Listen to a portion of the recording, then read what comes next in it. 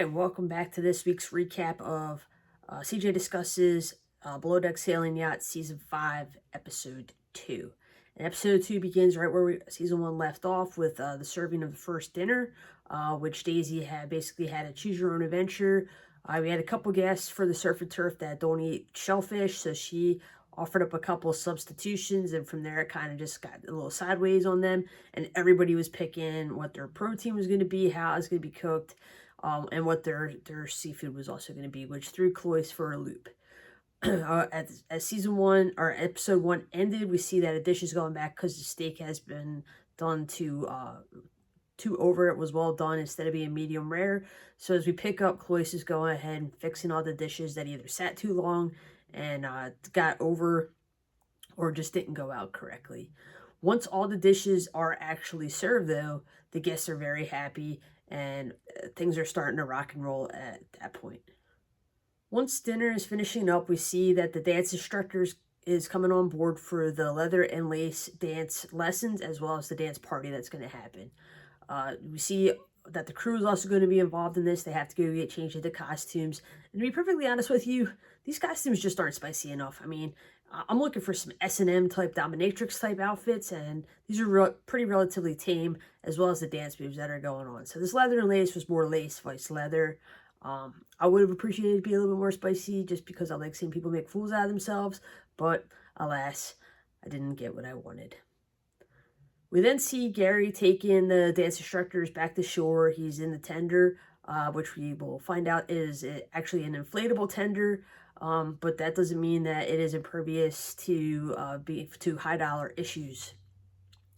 As Gary is kind of showing off for these dance instructors, he's not really paying attention to what's going on. It is night. It's about midnight, and he goes ahead and hits a rock on the way back in.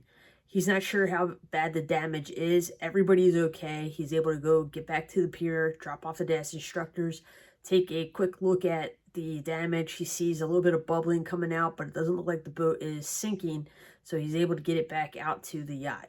From there, he kind of has to do the walk of shame and let Glenn know that he did hit a rock and that there is some damage to the tender. While Glenn's not really that concerned about the damage to the tender body itself, he's more concerned about water getting into the engine, because if the engine goes, it's really the whole boat at that point. He says it's $180,000 fix, so that's pretty expensive.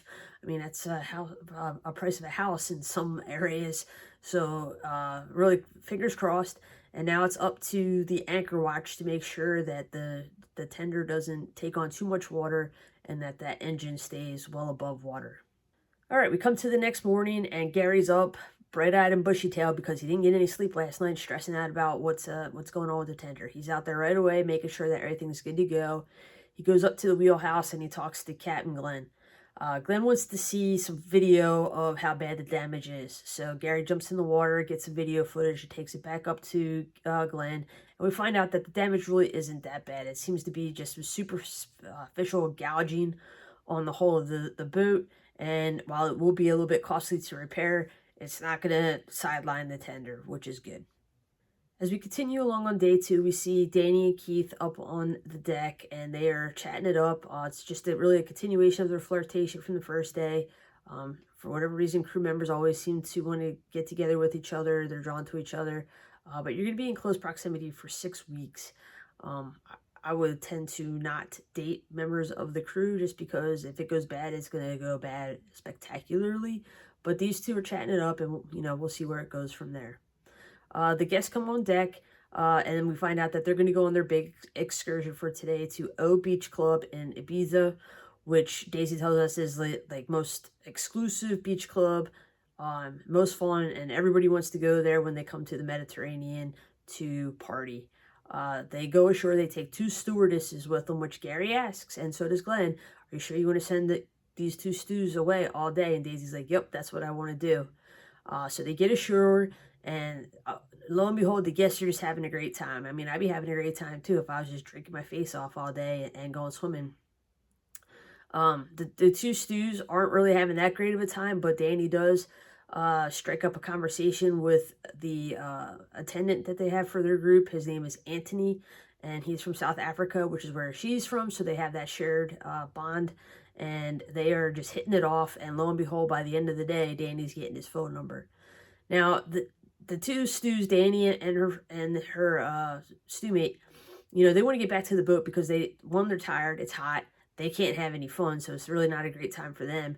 And two, they know that they have things that they need to do to get ready for the rest of the evening back on the boat.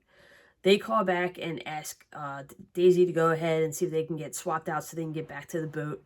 Daisy goes to Gary and asks him to send a Decky ashore, and he says absolutely not. I just got there, just ran a pair of board shorts over there. They can stay there. I'm not going back to pick them up. You see Daisy and Gary kind of getting into it again, and you can see that, it's a low simmer right now, but round 27 of their ongoing fight is about to launch once they get a free moment to go ahead and really get into it. Gary talks to Emma, who's one of the new deckhands, and she's a little bit older, so she's a little bit wiser, and she tells Gary that, you need to do this because this isn't really the hill that you want to die on at this point. And Gary knows he's being a jerk, and finally he acquiesces, and he takes Keith ashore to swap out with the two stewardesses to come back. Once they get back to the ship, they're able to go ahead, turn it around, and get ready for dinner that evening, which is going to be a Thai-inspired dinner. It looks like the beach club is starting to wind it down at about 7 o'clock that evening, and the guests tell Keith that they're ready to go back to the boat. Keith asks them what time they want to eat dinner, and they say they want to eat at 8 o'clock, which is really a pretty quick turnaround between the time it's going to take to go ahead and get back to the boat. They're going to want to get changed and take a shower and then get up to dinner. But that's what he radios back, and that's what Cloyce is planning towards as far as when the food's going to be ready. We see when they do get back to the boat around 7:30, they ask the guests again if they're sure they're going to be ready to eat dinner at 8 o'clock, and they said, nope, we need to push it to 8:30, which Cloyce is like, my proteins might be overdone and my rice might be overdone at that point, but, I'll do what I can to try to save it. As 8:30 rolls around, still nobody's at the table. Finally, at 9 o'clock, they got everybody seated and they're ready to go ahead and eat. So, fingers crossed that everything's good to go. The rice isn't too gummy or crunchy, and that the proteins just aren't completely hammered at that point. Cloyce goes ahead and gets dinner out, and of course, it's absolutely fabulous. For being 22, he really seems to know what he's talking about. He was talking up a pretty big game in that first episode, but so far he's been able to deliver, and they absolutely love the meal. So kudos to him. He comes out and, brings out dessert, announces it. They ask him to come out and have a shot with him. And he's like, I got to go ask Captain Glenn to make sure that's okay because there is a no alcohol policy on while they're out on their charter. Glenn says, yep, no problem. So who knew, but Cloyce is also a rapper. So he brings out the shots and he's able to entertain them, which is winning, big points with the guests as well as the crew because he's also able to help entertain these guests. Now, as the day's been going, Daisy and Cloyce have been talking and there's been a bit of flirting that's been going on there. We'll see where that goes. Cloyce says he does like older women. Daisy is I believe she's in her early 30s, so she does classify as an older woman. So we'll see if these two are able to go ahead and strike it up. But if they do and then they end it, this has great potential for a spectacular explosion because these two have to work together all day, every day for the rest of this charter season. Keith gets back to the boat, and Danny, she's asking Keith what he thinks of Anthony, and he tells her that she's punching. Which, if you're not familiar with what that means, she's basically punching up or, she's going above her weight class or somebody out of her league, which is not really a nice thing to say, but honestly, she brought it on herself. Like, she's been flirting with Keith. Now she's flirting with this guy, Anthony. He gave her a phone number, kind of rubbed it in Keith's face when he came ashore to go ahead and do the swap out. And now she's asking Keith what she thinks of this guy or what he thinks of this guy. You're kind of just like really rubbing it in his face, and I don't blame him for being a little bit upset and saying what he said. Of course, she gets offended by it and tells him, but at this point, I don't know where their budding little flirtations are going to go because she seems to have peed on any embers that were there. We get to the last morning of the charter, day 3. Ship's heading back to port. Guests are packing up. They come up for breakfast. Of course, Cloyce kills it with some banana pancakes, which look really good. I'm going to try to figure out what that recipe is, make it myself. They get back into port with no problems. The guests offload. Of course, they hand Kent and Glenn a stacked envelope full of cash, so fingers are crossed that it's a really big tip. The crew wishes them farewell. Then they go in for their tip meeting and kind of have their hopes dashed a little bit when they find out it's only a $15,000 tip, which is relatively low compared to what we have seen on other shows of Below Deck, as well as other seasons of Sailing Yacht. But it is Sailing Yacht is a bit different. It is a smaller ship, so $15,000, while it is good, isn't great. But I mean, it's $15,000 for 3 days worth of work. They're getting over $1,000 extra off of their contract. So I mean, I wouldn't be too upset about that. But you know, obviously there is some room for improvement as far as tips go.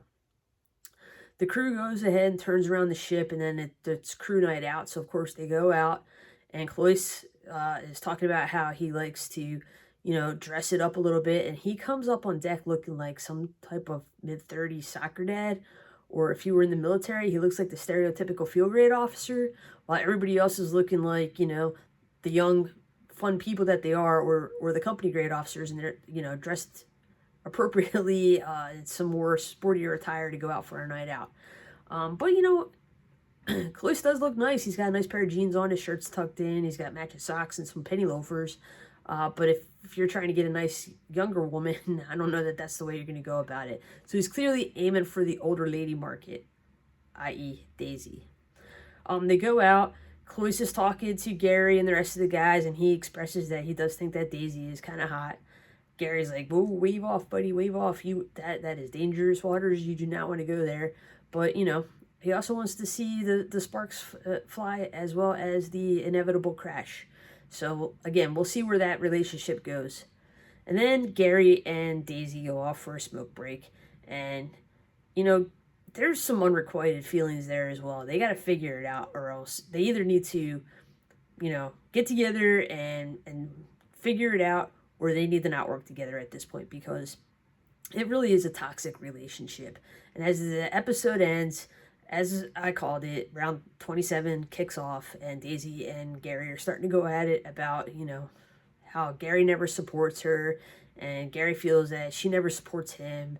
So, you know, who knows where this is ultimately going to end up, but I feel like this will probably be the last season that these two work together. But who knows? It makes for good drama. So I'll see you guys later. Hopefully you like and subscribe to the channel. Bye.